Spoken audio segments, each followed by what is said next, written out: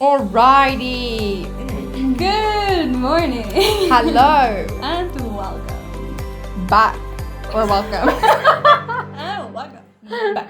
Back. Okay. Hello and welcome or welcome back to our podcast. Isn't that what you said? You said like 2 weeks ago. I want to say that. Don't you want to say? No, it's like I always say hello and welcome. Oh. You still don't understand. Okay, you say it. Say hello and welcome. Hello and welcome. Or welcome. No. I meant like I say the phrase, not like I say it. Like you I understand that, but I thought the phrase that you say is hello and welcome or welcome back. I thought that was your phrase. No, I say hello and welcome, you say or welcome back. Okay, cute. Yeah. Today, I feel like every week we're like, it's been shaky, but today it was especially shaky. Today has been especially shaky, but it's good, it's good. Every week the problem is with like external factors, the house, the whatever. Today was technical difficulties day. Guys, like everything that could have gone wrong did. Just one after the other. But it's okay. We're moving on to bigger, better things. True. Next week we're gonna be extra professional. Do you guys see the walls are white? The wall color changed. I don't know if you could tell on the other videos that it was yellow. Yeah. Maybe you could. But It definitely gave us more of a yellow tone. Yes. But now We should look a little bit different, improved visuals. Yeah. Okay, so this week basically what sparked this conversation was the thing that happened, was it last week, with Transunion that was hacked. And they had apparently 54 million South Africans' details or whatever. And we always talk about the anonymous hacking group, and we always talk about like how fucking dope they are and all these things. So we were like, we have to talk about this on the podcast this week because it's so interesting to us. And also just because there's been so many like just digital things happening in the world, especially with the whole Russia-Ukraine situation. With like, I mean, if you're following that, then you would know that like Ukraine requested like hackers to come, and Russia launched a big cyber attack, and there was like, well, there still is a lot of like misinformation being spread like through the internet and stuff. And I think that's like a very important topic, especially in our day and age. No, definitely. And a lot of people don't like realize how hectic it is, like how people can get your data and how that can affect you and all of that stuff. Yeah. So today I think the topic is like data and digital scandals. Yeah. And we're not experts in this field by any At means. We just find it really interesting. So we're here to talk, we're here to learn. So and if you know more about this topic or have any cool information that you'd like to share, comment it or message us personally and tell us what you know or think. Yeah. Cool. So how are we starting? Well, you already mentioned anonymous. Would you like to go further into that? Let's go further. Or should we start with Transunion? Okay, what happened with Transunion? I would like to also know about this because I don't really get it yet. So, okay. Transunion is one of South Africa's largest credit bureaus, right? So basically what they do is you can log onto their website or however it works, you put in your details and then they send you like what your credit score currently is. So it's nothing too hectic, like they don't have your banking details or anything like that I'm aware of. Basically they were hacked by a hacking group that's called NaughtySec, TU. Which is amazing. I love that. And naughty. You're not serious. I swear to you, dude. Naughty with the A is a 4. NaughtySec, TU. TU, okay. I'm sure, stands for Transunion. Apparently, they're based in Brazil. And they were just like, we're going to fuck up the South African company. So they... This is so funny to me. They got hold of the information through... They basically used one of the Transunion's clients' details or credentials to log onto the site. And then from there, they hacked into the system and took all the data. What's funny is apparently, according to NaughtySec TU, the client's credentials that they used, the person's password was password. Cybersecurity! Woo! Guy's number one Password. rule of being on the internet. Don't use your password as password. Also, like, combine stuff. Like, make it like a capital but why would the site not force you to do that? That's my thing. Like, any normal, like, I don't know, let's say your F&B app or whatever. If you put your password as password, they're going to say, like, no, you need a number, you need a Never capital mind letter. that. Not even that advanced. Like, just go to, like, your student portal at the university. Yeah. You have to change that, like, every 3 months. You have to have a capital letter and a symbol and a number. Like, so the client's name was Password. The client's password was password. So they hacked through the system like that. And yeah, dude, they apparently got hold of like 54 million South Africans' details. But the thing is, if it is 54 million, first of all, that would include people that are no longer alive or like fake profiles or things like that. Yeah, Because 'cause it can't be 54 million. yeah, we're like, how many are we? 20 million, 24 million? I don't know. Okay, if in 2020 we were 59 million, that includes children and people underage and like all of that stuff. So Babies. it physically cannot be 54 million South Africans. So first of all, that's already fucked. Second of all, the information that Transunion has, or like the data that they have on people, is things like ID numbers, residential addresses, cell phone numbers, things like that. Like, yes, it is sensitive information, but it's not as sensitive as like your actual banking details and things like that, or like your password to your banking app. Or somebody assumed Marius's dad's. This is so confusing. Marius's dad's wife, her identity and made 200,000 rands worth of debt on her name by using her ID. Because you don't have to use their actual money. Yeah. But anyways, so the thing is, yeah, they did that. And then they were asking for a ransom of 224 million rand. Yeah. Which Transunion immediately said, we're not paying that. Then that's when people got very upset. Because they're like, they have our data. This is when I heard it on the radio, and the people on 947 were going insane. They're like, guys, what's happening? Because, yeah, they have our information. Now you're like, no, we're not going to pay it. Girly, like, but also, what are they going to do with it? Well, okay. But never mind that, like, well, there's a lot that they could do with it. Also, they're a Brazilian company. What if they use that? Like, I'm not saying they will, but what if they use that information to, like, marry people and get them into the country and get residency and stuff like that? Right. Further than that, the people who are saying, we're not going to pay that money, like, obviously you don't want to pay a bribe, but are those, like, if I'm the CEO of a company who I know possibly my data can be leaked, I'm probably not going to put my data in that company. So the CEOs don't run the risk of their information being stolen, I'm assuming. Yeah. Now, apparently, when I was researching it this morning to see where it is now, apparently Transunion could be fined 10 million rand for not being, like, safe or whatever, like having their shit hacked.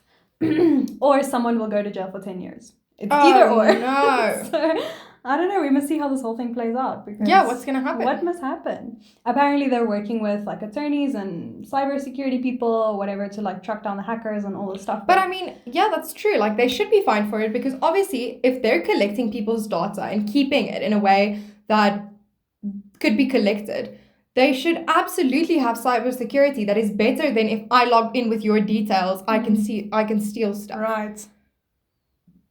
Because they could, never mind, like, okay, yes, now they hacked into it by, like, using another man's details, but they could have a South African that's in on it. Right. That created a profile and they could hack through that. Like, at the end of the day, it is the company's responsibility to keep the people's data safe if they're going to be collecting it. Yeah, dude, so that's pretty hectic. Yeah, that's a mess. It is a mess. That's the proper word for it. It's just a mess. Like, how can you be, like, literally the largest credit bureau in the country, and this is happening to your you? Your password is password. Well, not your, but like, yeah, you're allowing a user to use that as a password. Yeah, and knowing that you don't have the proper, like, security measures that someone that tries to hack in through someone's credentials, like, can get through. That is absolutely ridiculous. No, it is ridiculous, and they should be fined.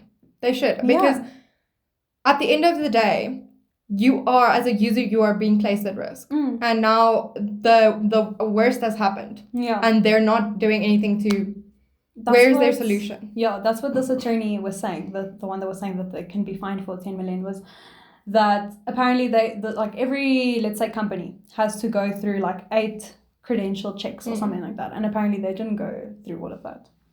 Or so it's even worse. Yeah. So it's a problem already from the time the company was established. I think there are so many issues like that, and especially in South Africa, where if you start digging through like the channels of the country, it just doesn't work. I was speaking like was it Thursday or Friday? I was speaking to my aunt about this, and the fact that South Africa has this image of having things under control through these systems. We have all these systems and all these people that you're supposed to go to, from this person to this person. We have all these hoops that you have to jump through. And everything you do has to have like 10 steps. Nothing is just one step. Yeah, everything is protocol. Yeah, and so it has this image of like, look, we're so safe because you have to go through all of these things in order to get here. But actually, that whole system and all of those channels are making things less safe, not more. Because now people are cutting corners just to get through those things, because the country makes it practically impossible to do it in a rightful or a legal way. Because either you're not going to be able to reach someone, or they're going to send you back 60 times to get the proof of residence and an ID and a whatever, or you're going to have to sit in line for days and days and days. At the end of the day, all of these hoops and channels and whatever that they put in place actually don't work. Yeah, exactly. And so it actually puts the country more at risk than if they just had one channel that functioned properly, that we could all go to, use, and it'd be done. Yeah, if that company didn't have to go through 8 checks and they had to go through one proper good check, then that would have been way more efficient. Yeah, I agree with that. It's true. It's like people are just cutting corners to try to, get this stuff sorted and whatever. And then it's fine. Like, you go through your cut corners and things happen, and then you establish your company and then things like this happen. And now what? Now you're stuck between paying a ransom of 224 million, or like your CEO goes to jail for 10 years. Yeah. And then even if they go to jail, like, all of your clients' credentials are still all their data is still with some random ass hacker in halfway across the world. And also, what is that hacker going to do with that information? Because, okay, let's say they don't use it, but they're like, obviously they want to use it for some sort of personal gain or financial gain. So if they can just as easily take that data and sell it to a company. Companies do a lot of shady deals around data, because if I can access the data of so many people, I can target ads. I can do things to put them in a position where they put money in my pocket at the end of the day. So companies will, of course, acquire that data, and it's been proven that they do that in illegal ways. So at the end of the day, now this hacker has it, and perhaps they don't use it for bad, but the people they sell it to do. Yeah, exactly. Because that's what Amir and I were talking about. Like, he was like, okay, but now what if, let's say Transunion pays the ransom of however many million rand, and then they give them the data back. Like, how sure are you that that hacker didn't keep that data anyway and is still selling it to someone else? Yeah, and what, like, it's so, like, it's like the whole scenario of, like, putting something out on the internet is forever. Like, once they have that data, how do you ensure that it can all be captured and brought back? Yeah, you don't know. Yeah. Especially if they're halfway across the world. So, and it's a hacker. Like, what are you going to do? Are you going to sit in a legal proceeding with them and say, okay, but you promised if we pay this money, you're not going to use it. You said you promised. Put your hand on the Bible. I'm going to sue you. They're going to be like, fuck you, babe. You're like, I hacked it, baby. Do you think I care? I'm going to hack it again. Yeah. Next week. I think there's a lot of issues with South Africa in like cybersecurity. Yeah. This is something I want to talk about.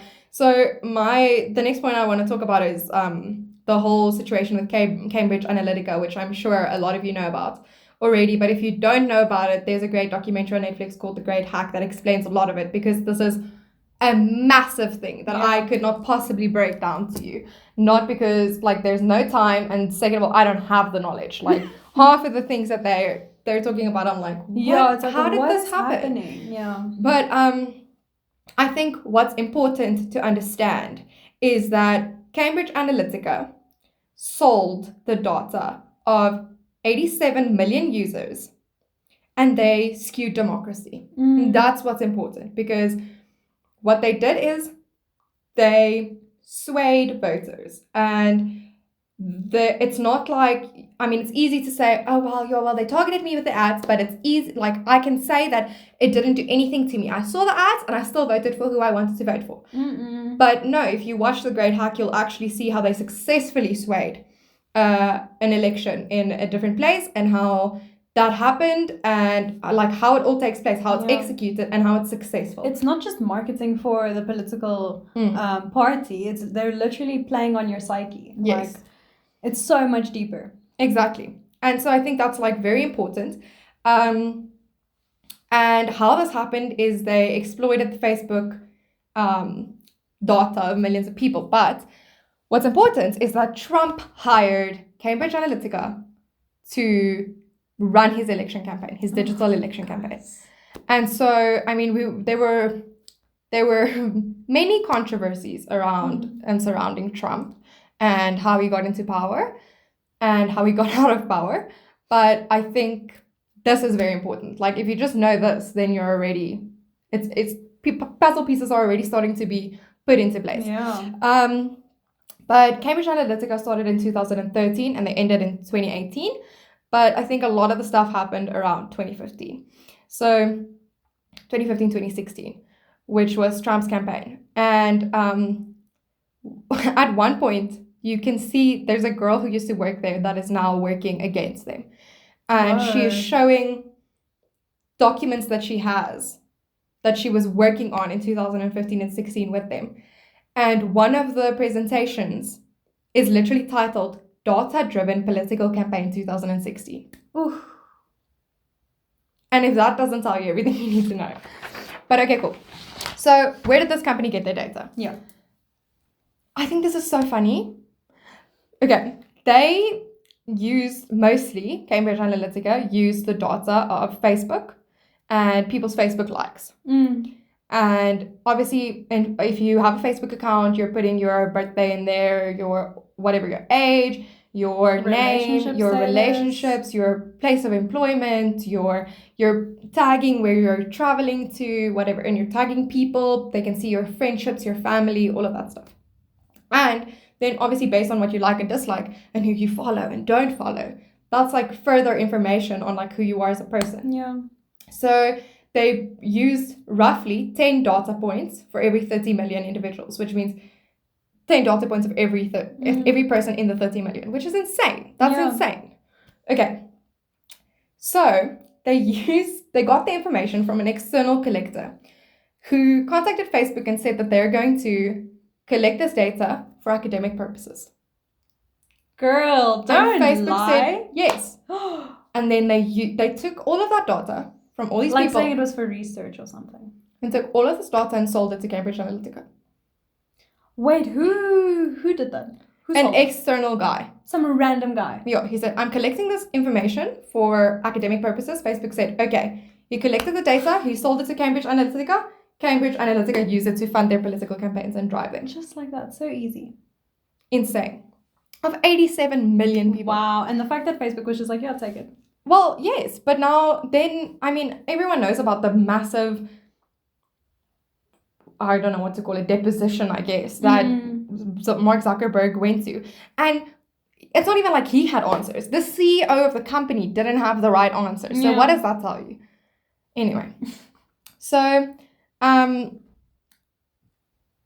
Analytica started as a subsidiary of a private intelligence company.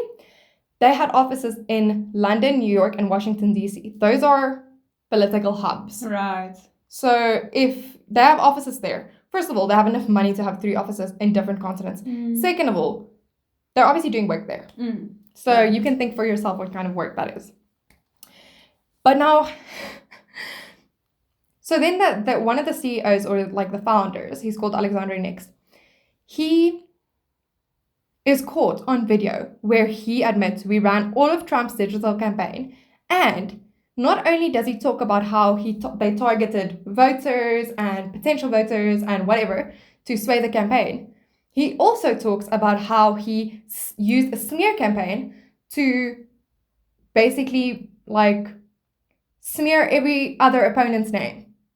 So you wouldn't even know that it was Trump behind the fact that someone's emails got leaked or someone's looking bad because of this or whatever. Whoa. But it's because of Trump hiring Cambridge Analytica.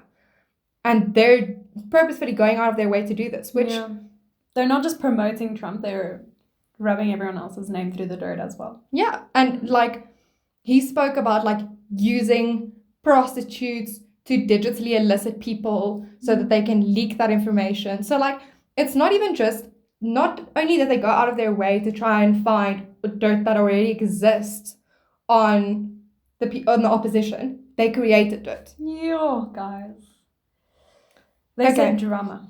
That is absolutely insane to me. And so, basically, this guy that collected the information for academic purposes, he used this third-party, almost like third-party app, but it's like a link, hyperlink situation to Facebook that is called, this is Digital Life.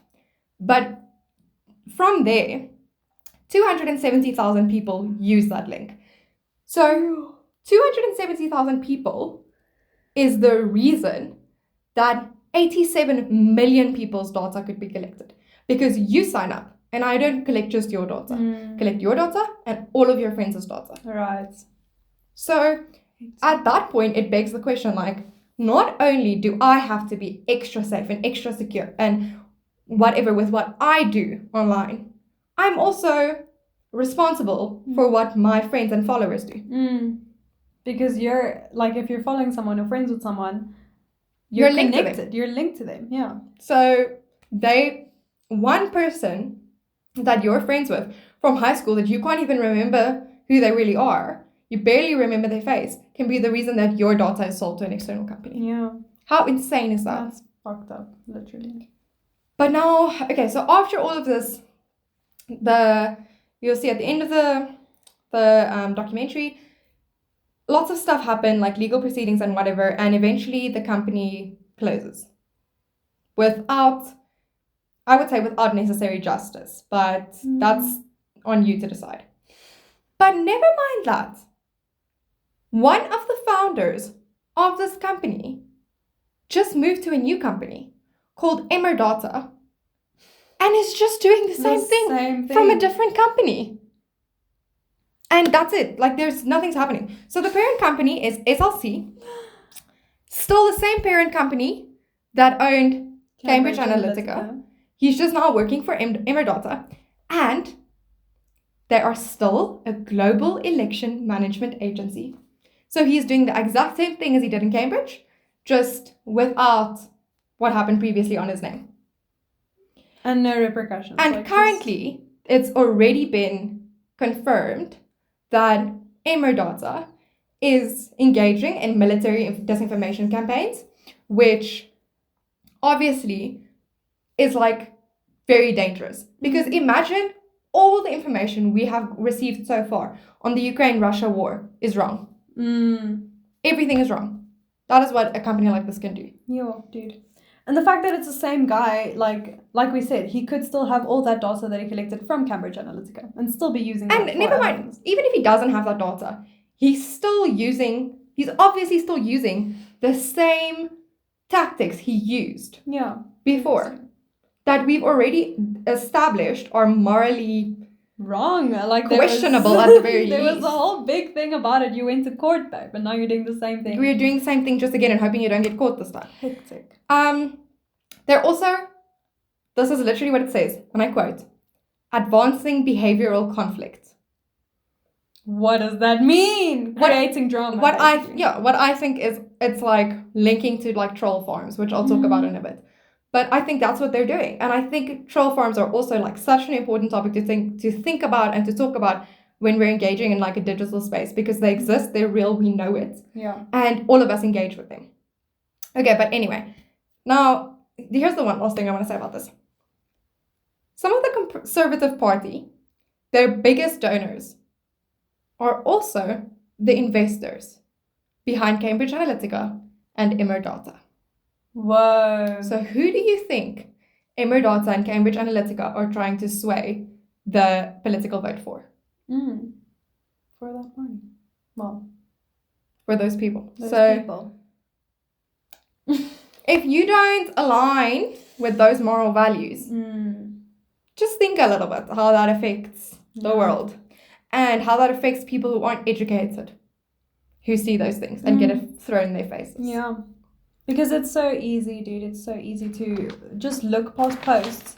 And at first you're like, oh, whatever, fuck this. But the more you see it, you're like, maybe this is a good idea. Yeah, and even if you don't even if you're not thinking actively, oh, this post is swaying my opinion, it is. It is subconsciously. That's how the brain works. Everything you see on the internet has a repercussion in your brain. Yeah, but it has a, how do you call it? It has a driving force behind it, like a reason why it's there and why it's being targeted to you specifically. Scary.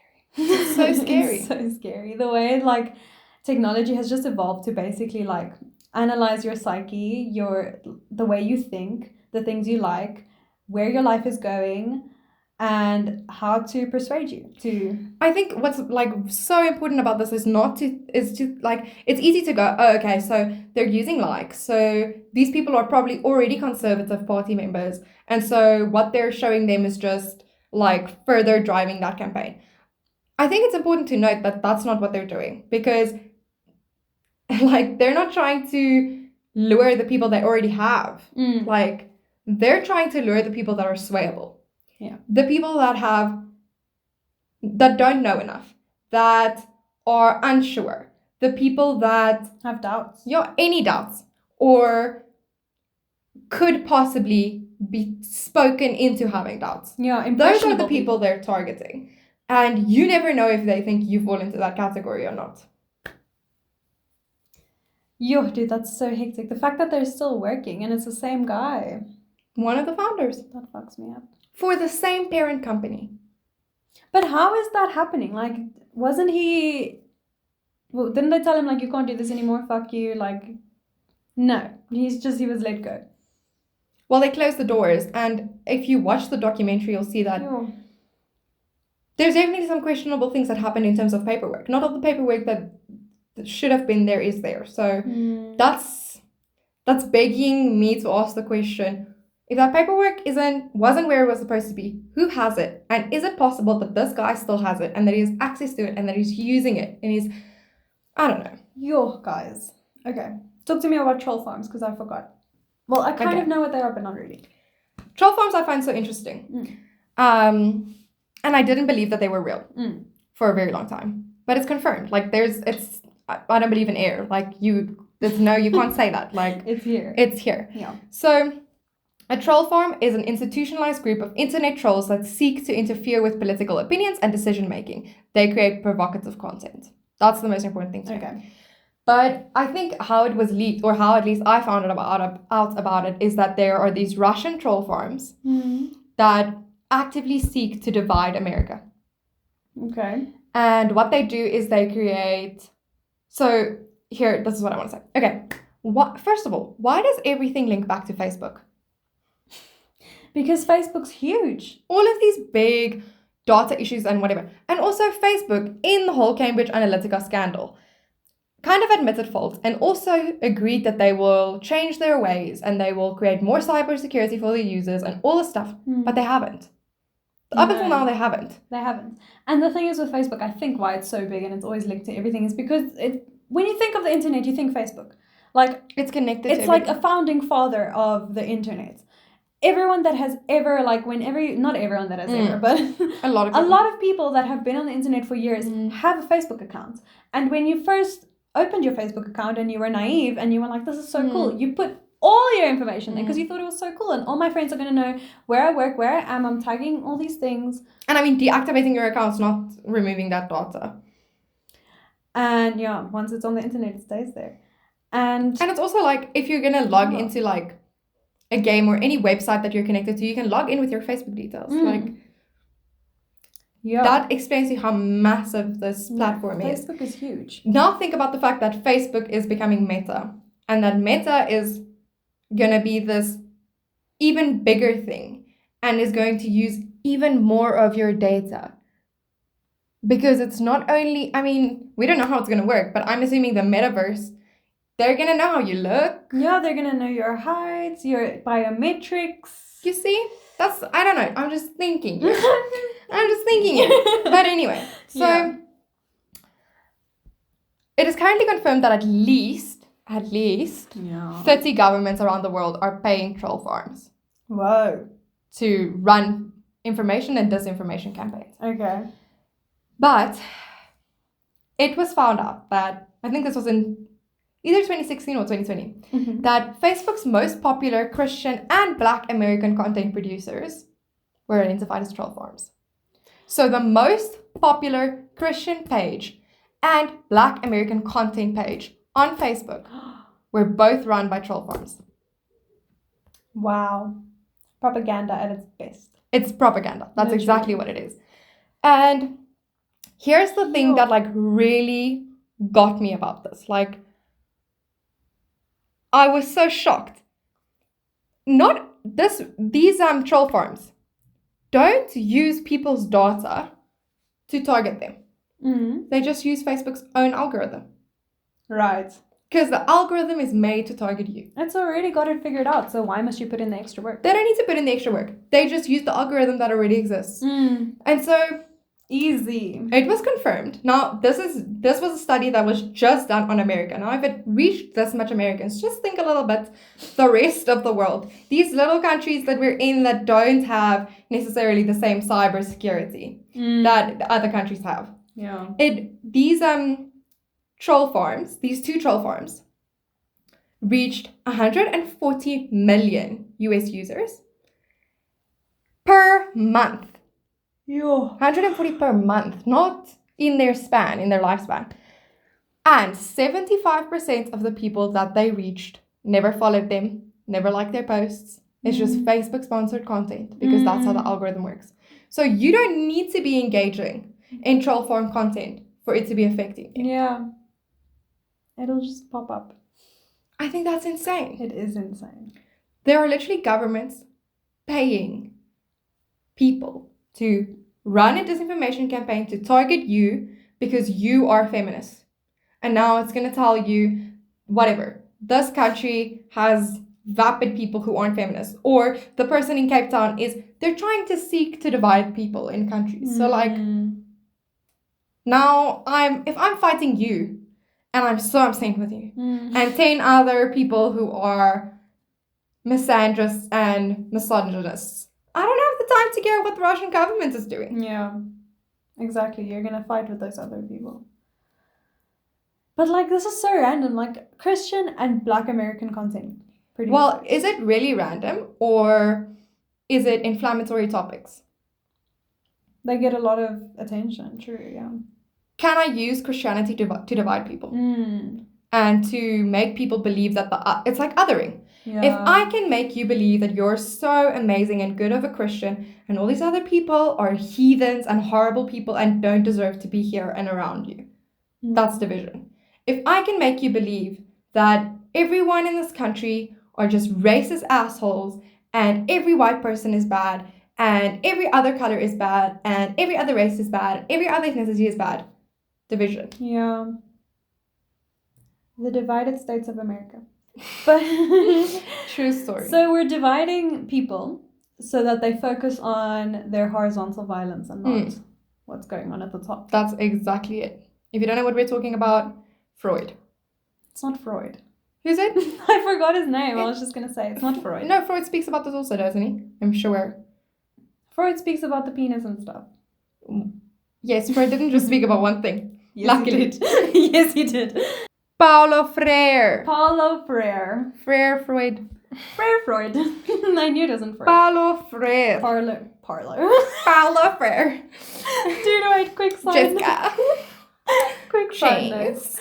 Yesterday we were talking about traveling, whatever, and then Smiley's like, my brother-in-law, he's like, I still want to go visit Venezuela. And my sister's like, yeah, let's go. And I was like, y'all can go. Going. I'm not going. And then they were like, why don't you want to go? I'm like, it's the ghetto. I don't want to go there.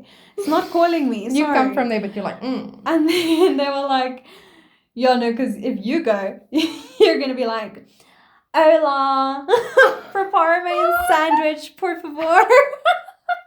They're like, of course you're gonna Yes. get stabbed. I'm like, yeah. Yes, you're gonna be there. I'm like, that's the point, guys. and you're gonna walk in this dress with like your big fucking handbag. And Amit next to me with his Musa fucking cricket glasses, with his pop collar, like, And your I almost got your opal ring. my opal ring. No, I'm gonna There. get stabbed. Anyway. No. You're gonna get kidnapped, babe. It's over. Anyways. And now there is one other thing that I wanted to talk about. Yes. I'm not the biggest fan. That's an understatement. Of the Ace family. Oh, I hate them, yeah. But they posted a video yesterday. Was it yesterday or the day before? Okay. Of their ending their YouTube career. But not right now, in a year. Or at the end of the year. But they're posting it to like warn their followers To and whatever. prepare them. But at the same time, they're like and follow, like and subscribe. Then what's the point though? Anyway. But Okay. they've arranged. Okay, obviously we know that the Ace family's followers are largely young, impressionable children. Right. They've now arranged this event Mm-hmm. that they're advertising as cooler than Disney World. Okay. But It's To- giving TanaCon. it's gonna be TanaCon. But to get like the information and be a part and whatever, you have to go on this site and you have to enter your information. Mm. Like your cell phone number. Why would they need your cell phone number? Mm. Not an E, okay. Anyway, Not an E. and if you go and read the comments, I am literally like shook by the fact that like half the comments are, please do not give these people your data. They will sell it to make a profit. Mm. Please do not enter your phone number or your name or your ID number because, and I can't believe that this is happening like blatantly, like right in front of us. And it's kids they're targeting because, Yeah. okay, let's just think. I don't know if this is the truth. Allegedly, maybe, I don't know. Yes. The Ace family doesn't have money. They're bankrupt. They're selling their big, beautiful house. They're not going to sell, but they're selling their big, beautiful house that they built that is 2 combined properties. They can't pay their fighters or their media people from their company. And now they're going to quit YouTube. But they're going to have this big event that you not only have to buy a ticket for, you give them your information. Mm. Can you imagine what they can do if they sell that data? Something's fishy here. They sell the data, they get all the money they need. But not only that, they're also selling the data of people who are now kids, but in a couple of years are going to be the people voting. Yeah. 2 + 2 is not making 4. That's all I'm going to The say. math ain't mathing, guys. Yeah, no, that's deep. And people should definitely... But of course they're going to give them their data. They already have. Probably millions of people. That's exactly what I'm saying. So we need to start thinking when we're going to put our information into places. Mm. Because we don't live in an age where technology has evolved faster than laws have. We're not in a place yet where the law can protect us to the full extent. And I think that's so important to note. Mm. And to think about in everything that you're doing online. I'm not saying you can't have an online presence. You live in 2022, you're going to have an online presence. Yeah, there's no way. But I am saying there are ways we can be careful. Mm. Try. I mean, at some point, all of us, like I said before, it might not be you that click on the link. Can be your friend, your follower that does it and exposes you to that risk. But if we can just try to be mindful of these things. I mean, even if you're caught by these things, if you at least notice them, we have to start noticing and being open-minded to And these stop things. giving people the benefit of the doubt, because I don't trust anyone online. Yeah. Like, literally at this point, it's over. No, because You can't. You can't. Literally can't. and don't trust the stuff that's targeted to you. Like algorithms are there to promote content to you that you might like, but it also can be very evil. Yeah. Hectic, bro. Okay, let's finish off with Anonymous, our favorite hacking group. So, I just want to talk about like my favorite things that Anonymous has done, because obviously they've been around for a long time. Apparently they formed in 2003. I think that's when they like officially said like, okay, we are anonymous They and we gave work them together. the But name, like, yeah, I mean, yeah. these hackers haven't existed from 2003. They've They've been here for a long time. But that's crazy to me. This is what I wanted to talk about that links back to something that we studied once. So, Anonymous recently, and this is a recent thing, so it's interesting, recently hacked into Russian state TV channels and also around 400 public surveillance cameras. Do you know about this? No, but I know exactly what you're going to link it to. So, yeah. They hacked the TV channels and to basically broadcast the truth about what's happening. Cool.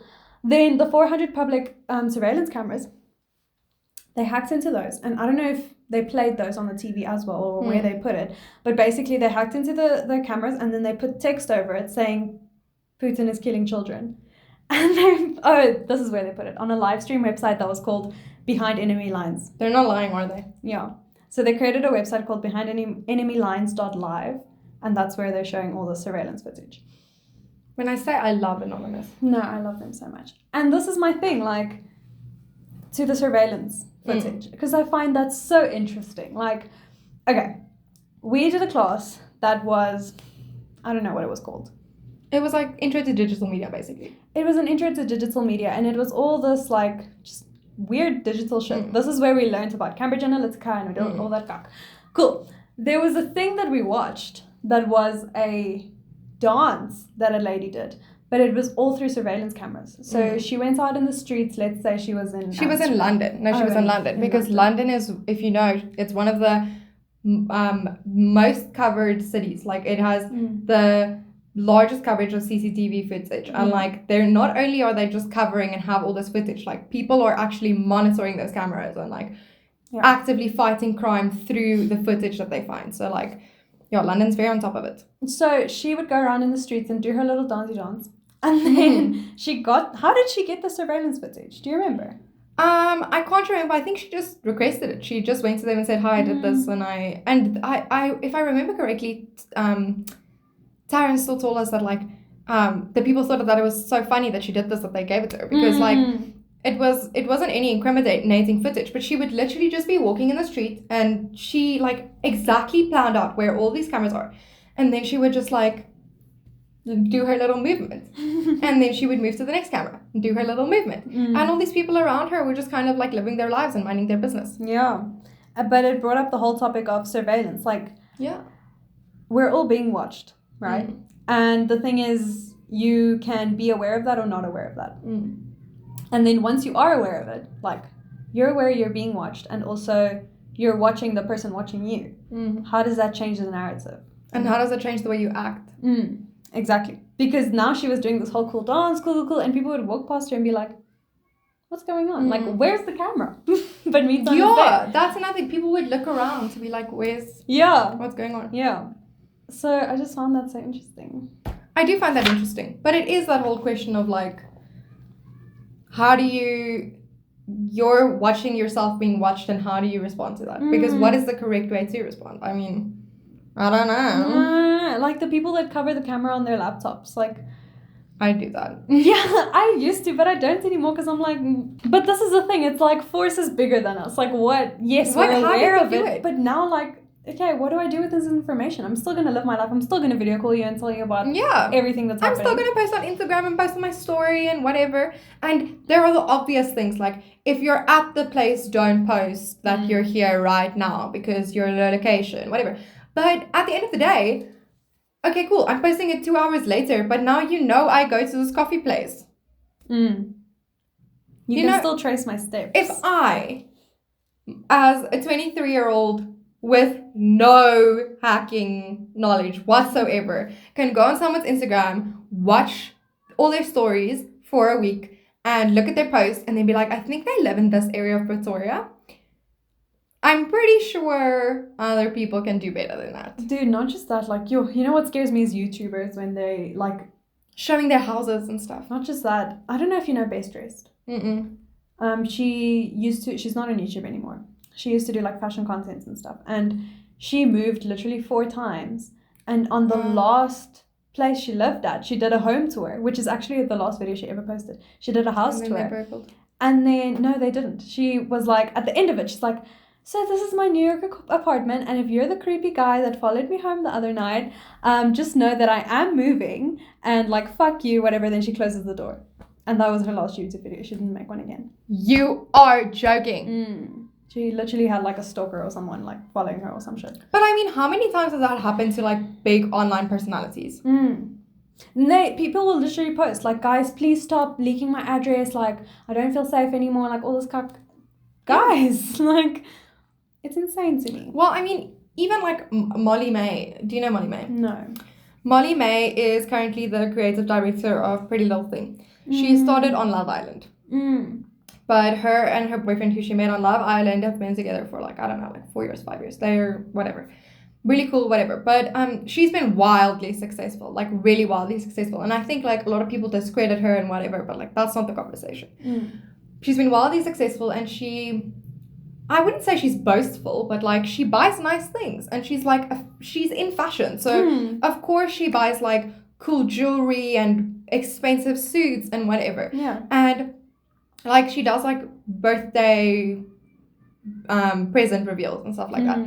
And then they used to live in this apartment, her and her boyfriend, and they lived there for a really long time. And then one night she posted this thing where she got a new necklace that was like fancy, like really cool.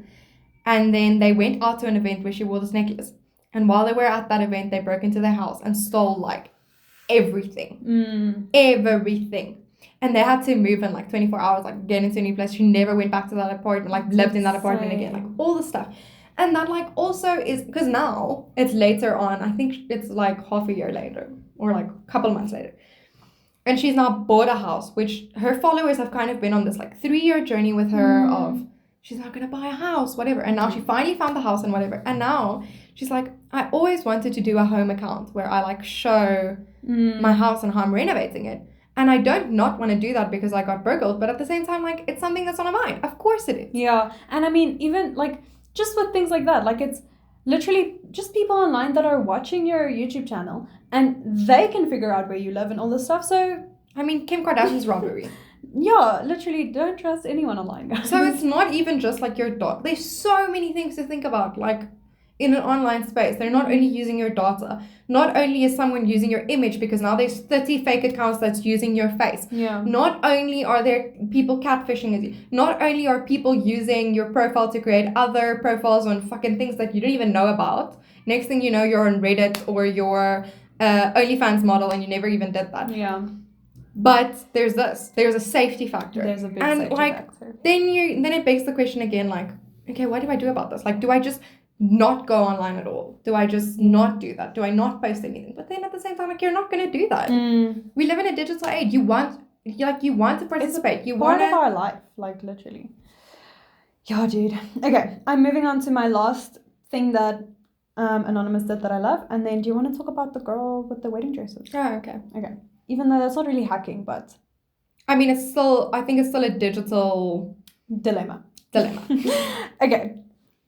This is one of my favorite things Anonymous did. Anonymous forced a cybersecurity executive to resign from their job, basically. I think this was in 2010, let's say. I didn't know this. So, the chief executive of a US security firm was helping the government track down cyber activists, like Anonymous, right? So now the guy, his name is Aaron Barr. He apparently went on like TV or something and was like boasting that, he boasted to the Financial Times that he was going to reveal the names of some of the Anonymous leaders. And he was like, I know who they are, whatever, like, fuck these people. Cool. Anonymous said, you thought. Anonymous responded by hacking into HB Gary, which is his like firm, HB Gary's system, through its public website. They accessed 71,000 private emails. Not only did they access them, they then posted them online and indexed them in a way that was like searchable, right? So like if you want to look up, I don't know, what's this person's name? Barr, leave. Then you know exactly when he was on leave because it's all his emails. Joking. They index them. I love these people. The fact that they're petty is what gets me. Okay. Then Not only did they do that, so now these emails revealed some of Barr's borderline illegal tactics that he was using with clients. Of course. So keep in mind, he was an executive of a cybersecurity company. So he would tell clients he would help them basically cyber attack other people. They would forge documents. And there's evidence of it on his emails. There's evidence on 71,000 emails. And then a week later, he was asked to resign. Yeah, of course. Because what the fuck are you doing? And Anonymous was like, you threaten us. They literally said, bitch, you thought. You thought. The fact that they indexed the emails is what gets me. I love that. They took time. They said, no. We're going to do this right. Not only, but then they did that in 2 days. That's what I love Well, about they them. have a massive force if you think about it. Anonymous is, that's the thing. They're legion. They are legion. There's We are coming. 100 of them. What's their thing? Expect us. Expect us. Ooh. Which is, please. Please, I am expecting you. Listen, if Anonymous is watching this, please contact me. We want to be your cheerleaders, please. Please. Send us the mask. Yeah, tell me We'll do how. backflips for you. Tell me how I hack people for you. I do it. I learn now. I don't care. I learned for you. Yeah. Yeah, but the thing about them that's so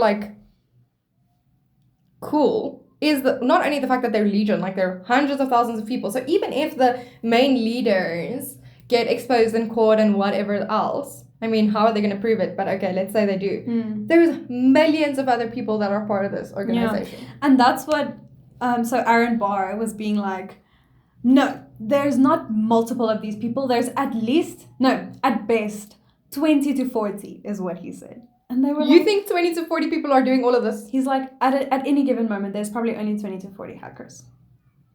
I think that's ridiculous. Nice. Maybe 20 to 40 on one subject. Or one case. I don't think 20 to 40.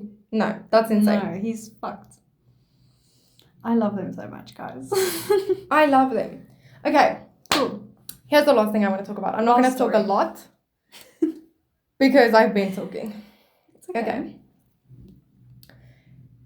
There is a girl, a woman, with the name of Miss Haley Page. She used to work for a company called JLM Culture. Is it culture or couture? Well, she says culture. I don't know. Okay. But okay, maybe they're couture. They're spelled couture, but she says culture. Oh. Maybe she's just fancy. I don't know. Sorry. Yeah. But I think what's interesting. Okay, this is what I'm gonna say. Facts. She designed wedding dresses for them for 9 years, and she's no longer working for them. And now they have, at this point, legally stopped her from using her birth name and sued her fiance for using her name to refer to her on a podcast. That would be as insane as me saying, hey, Ariana, and now I'm being sued because I called her Ariana. It would also be as insane as telling her that she's not allowed to go on her Instagram, sign her name, her family cannot refer to her as that. She cannot introduce herself as that. Or nicknames thereof. Yeah, no derivatives of her name.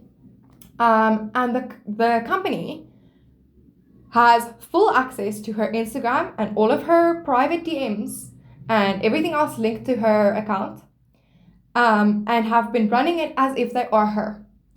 And she has no say about it. Yeah. And if you want to go and follow her, because I think I specifically want to talk about this because I think more people should be following her story and realizing what's going on, because like I said before, I think laws haven't evolved with technology yet. And this is just one piece of evidence to support that. Yeah. Her name on Instagram is now All That Glitters on the Gram. And she signs her name as a girl you might know. And she's not allowed to use her name at all. That is insane to me. Is there a court case going on? Yes, the court case is still going on, but she's not allowed to use her name. And a lot of other stuff, like on her new Instagram, a lot of content that she's posted, the court has ordered her to delete, which is kind of like she's not even allowed to. It's almost like they're trying to stop her from telling her story. It's ridiculous to me. And the fact that this all started from her, did her contract end? Yeah, that's what I understand it to So yeah, what we understand from the situation is that her contract ended and she was like, cool, I'm gonna leave and move on with my career and onto other things. And then the company got upset and was like, well, No. actually, fuck you. We now own your name. We own your identity. We own all the sketches you've ever made for this company. We own all of your designs. We own your style, everything. Because she ran this bridal company and gave it its massive success through her own personal account and through her narrative and her storytelling and her work. And people were so, like, fell in love with the way that she did things and showed things and designed stuff. And that's the reason she built this amazing brand for this company. And now they're still selling her designs. They're still using her sketches. They're still using her name and her livelihood and all that stuff, but she's not getting paid for it at all. That's ridiculous. And not just that, now she's not even allowed to identify herself through her name. And even if she changes her name, she's no longer allowed to work in the bridal industry or any industry that the parent company works in. But according to like the court case thing, she's not allowed to change her name even. Yeah, right now she's not allowed. Right now she's not allowed to. Yeah, but if it ends and they win, which at this point... They're going to win at this point. Yeah, at this point, I don't want to say they're going to win, but it's looking like they're kind of like they have the upper hand, because I don't understand how the law has allowed this to happen for 2 years and aren't on her side and haven't ruled in her favor. How can you legally erase someone's identity? Like, how is she going to carry on living her life without a name? And the name that, it's not like she could, they're saying, this brand name you can't use. Like, she didn't create a brand under her name. It's like JLM Coaches or Couture's brand. And she just used her work, her own Instagram name to build that. That would be me sharing my work and what I do. Yeah. And then a company that I'm working with or working for saying, okay, well, now you're never allowed to use your name again. That is insane. It's insane. And the fact that she worked for this company for like 9 years. Yeah, 9 years. So, I mean, in those 9 years, you obviously build relationships. Yeah. Like, so all of that meant nothing to them. They were like, okay, actually, fuck you. And it's her personal Instagram account that has like her personal pictures, her personal wedding pictures, her whatever, and like personal messages and stuff. And she's not allowed to access it. Took that over. Wow, dude. No ways. That is like, I think that blends into this because it is, you don't even know that the information you're putting out there can be used against you. Yeah. And how it can be used against you. Yeah. And if I told you this, and if I said, can you imagine somebody sues you for your name, whatever, and there wasn't a girl who was actually going through this, you would think that could never happen. It sounds ridiculous because it is, but it's happening. So, what the fuck? Yeah. No, dude. It's insane. I have no words for that. No. But please go follow her to see more of her case and how it unfolds and give her the support that she needs, because I think she needs more people in her corner. Yeah, and I mean, if this happens to her, how are we sure that it won't happen to everyone else? Like, yeah, what is that going to mean? If their court case is successful, what is that going to mean for the rest of us? We can never post something unless we own the rights to it and whatever else. Otherwise, your name is going to be taken away. No, your name. That's something so personal. It's your whole identity, dude. Anyways. Now I'm upset. Now I want to fight. I'm angry. You want me sitting here. Arms crossed. Cool. Thanks for joining us, guys. Thank you for joining us. And if you have any opinions, let us know. We want to know the tea. Follow this lady. All that glitters on the gram. And we'll see you next week. Namaste.